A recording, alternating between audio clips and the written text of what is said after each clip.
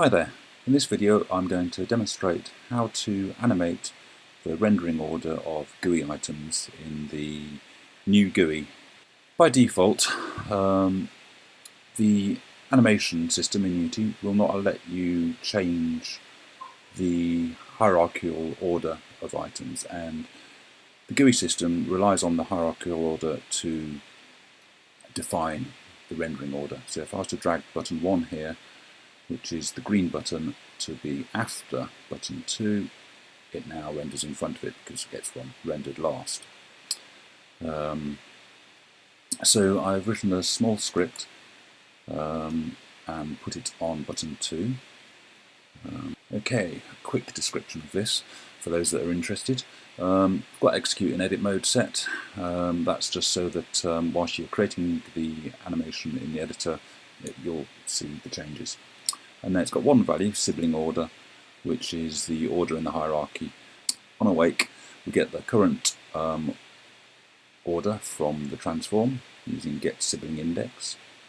So now we have onValidate. This gets called by Unity whenever it serializes your class, so changes sibling order, or if you edit sibling order in the inspector.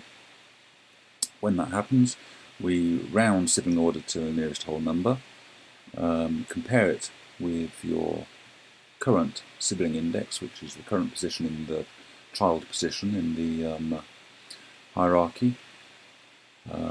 If that's different, then we call set sibling index to give it a new value, and then we grab the value back from the transform. This just allows the transform to do all the range checking for us. And then there's one last function which is called onDidApply animation properties. I've not found any documentation for this, but it's used inside the GUI code itself, and this gets called whenever the animation system modifies your class. So whenever the animation changes sibling order, it will call onDidApply animation properties, and we just call onValidate in that scenario. Simply add the script to the object you want to control the hierarchical order on,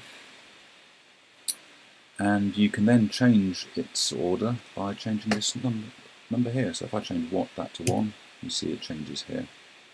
Put that to 0. Okay, so now we've got an animation here. This is on the canvas.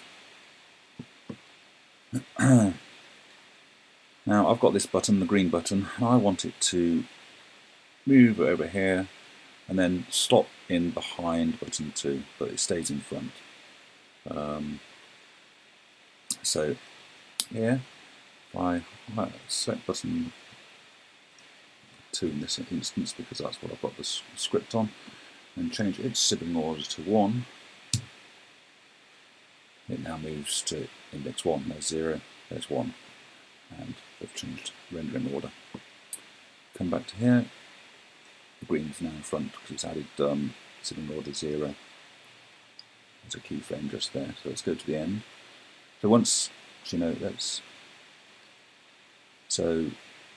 play this up to that point and watch the green was in front and now slides between, and you can spot it just changed here.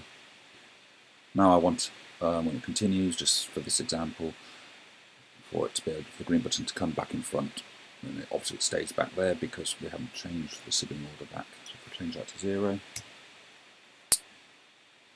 and then hit play, you should spot, there we go, green in front, behind, in front, and you can see them swapping in here and the animate value changing there.